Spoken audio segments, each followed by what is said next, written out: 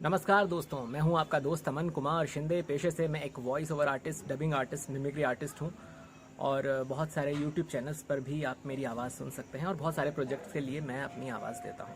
दोस्तों, आज का मेरा ये जो टॉपिक है, जो मैं वीडियो बना रहा हूं, वो बहुत ही इंपॉर्टेंट है, ख़ासकर उन लोगों के लिए जिन्हें शब्दों में गड़बड़ी होती है, शब्दों में दिक्कत होती है और उनका जो प्रोनाउंसिएशन है हिंदी का ख़ासकर, वो गड़बड़ा जाता है। वो बहुत प्रैक्टिस करते हैं, बहुत कोशिश करते हैं कि वो अपने हिंदी के शब्दों को सुधार सकें, पर जब वो उन शब्दों को सुधारने की कोशिश करते हैं और जब उस शब्द को अपनी बोली गई लाइन में शामिल करते हैं तो वो शब्द अलग से ज़ोर डाला हुआ सुनाई देता है।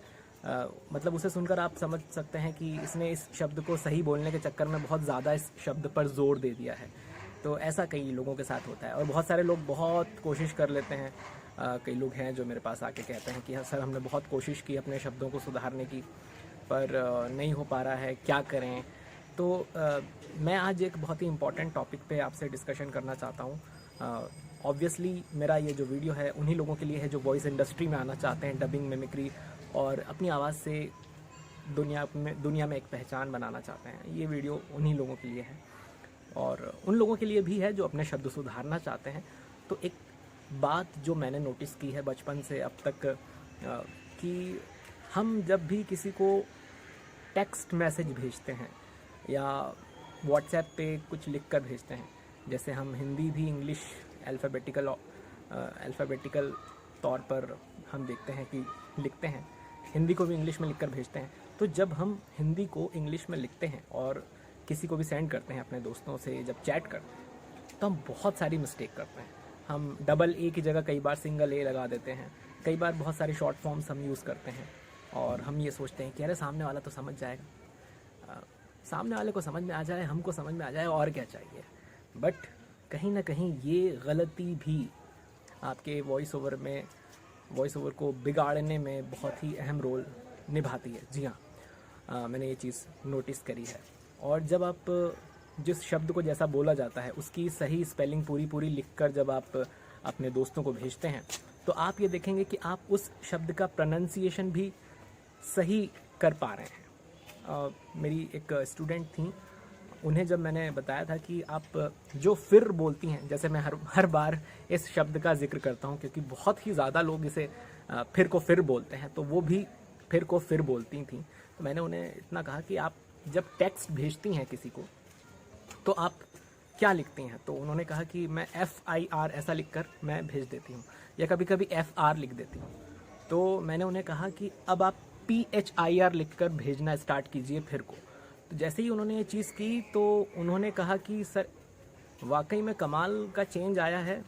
मैं बहुत कोशिश करती थी कि मेरे मुंह से फिर की जगह फिर निकले, पर जब से मैंने टाइप करके लिखना स्टार्ट किया है फिर PHIR, तब से मेरे मुंह से भी फिर ही निकलता है। तो ये बहुत बड़ा कनेक्शन है आपके टेक्स्ट जो आप लिखकर भेजते हैं उसका आपके प्रोनाउंसिएशन से। तो मैं यही गुजारिश करूँगा कि आप जितने भी लोग मुझे देख रहे हैं और वॉइस ओवर में, डबिंग में, आवाज़ की दुनिया में कुछ करना चाहते हैं, तो आज के बाद आपको कोई शॉर्ट फॉर्म यूज़ नहीं करना है। कोई भी ऐसा शब्द जो हिंदी का है और जब आप इंग्लिश में उसे लिखकर भेजें अपने दोस्तों को चैटिंग के थ्रू, तो आप उसे गलत या शॉर्ट फॉर्म में या ऐसे ना लिखें कि सामने वाले को समझ में ही ना आए, सिर्फ आपको समझ में आए, या ऐसा जैसे आ की मात्रा आ रही है, जैसे फॉर एग्जांपल बरसात, तो कई लोग उसे लिख देंगे BARSAT, तो वो एक्चुअल में अगर हम देखें तो वो हो रहा है बरसत। पर जब हम BARSAAT लिखेंगे तो वो होगा बरसात। तो डबल ए हमने क्यों लिखा? क्योंकि उसमें स में आ की मात्रा आ रही है।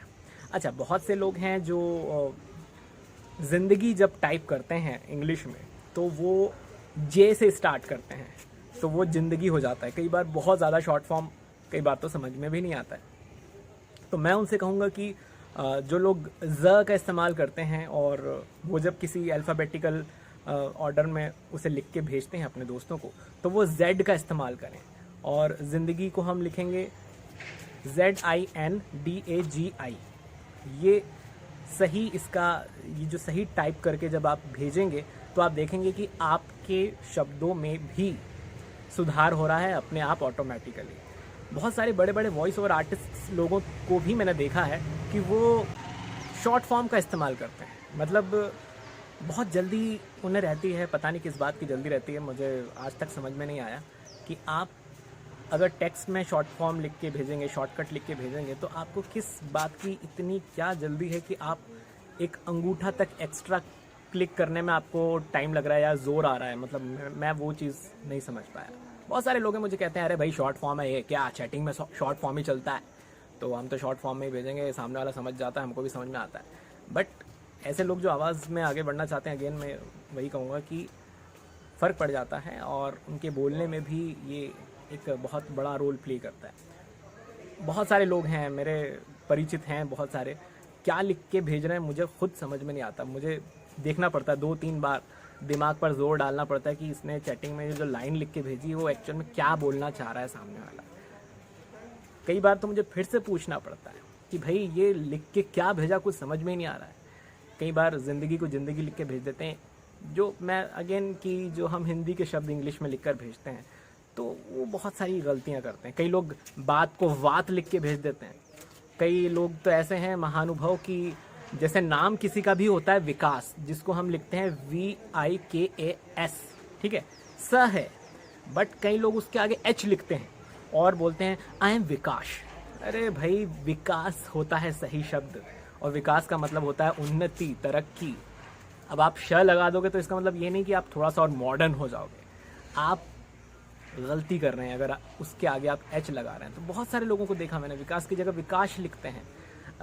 अभी बीच में चलन आया था विनोद की जगह विनोद लोग लिखते हैं। मेरी भी कॉलोनी में एक भैया हैं, वो भी विनोद की जगह विनोद लिखते हैं। तो बहुत सारे ऐसे लोग हैं जो खुद ही अपने नाम को गलत लिखते हैं, जो स्पेलिंग है वो गलत लिखते हैं, जो अक्षर है वो उनका गलत होता है।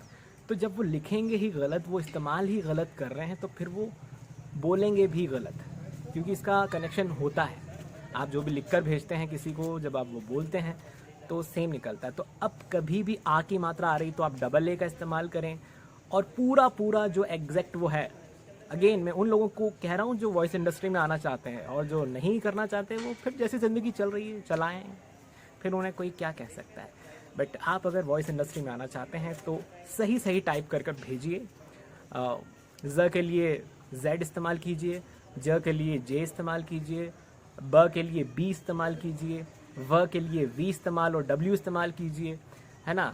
त के लिए T इस्तेमाल कीजिए, और आ की मात्रा अगर आ रही है जैसे तलवार है तो TALWAAR, वार, क्योंकि वो आ की मात्रा है। तो ऐसा पूरा लिखकर अगर आप भेजेंगे, थोड़ा सा और अपने अंगूठे को कष्ट देंगे उठाने का, तो आपके शब्द भी खुद ब खुद सही निकलेंगे। तो ये था आज का वीडियो, बहुत ही इम्पोर्टेंट वीडियो था, और ये चीज़ मैंने काफ़ी दिनों से मैं नोट कर रहा था कि अरे यार ये चीज़ टाइपिंग में भी बहुत सारे बड़े लोग गलतियाँ करते हैं। तो मेरा ये वीडियो सभी के लिए है जो आवाज़ की दुनिया में कुछ करना चाहते हैं। तो थैंक यू सो मच। उम्मीद करता हूँ आपको आज का ये वीडियो पसंद आया होगा, और आज के बाद अगर आप ज़िंदगी में आगे बढ़ना चाहते हैं वॉइस इंडस्ट्री की फील्ड में, तो मैं उम्मीद करता हूँ कि आज के बाद आप कोई भी स्पेलिंग को, किसी भी हिंदी के शब्द को अगर इंग्लिश में लिख के भेजेंगे तो पूरा एग्जैक्ट वही जो वो है वैसा ही टाइप करके भेजेंगे। मैं ये उम्मीद करता हूँ आपसे।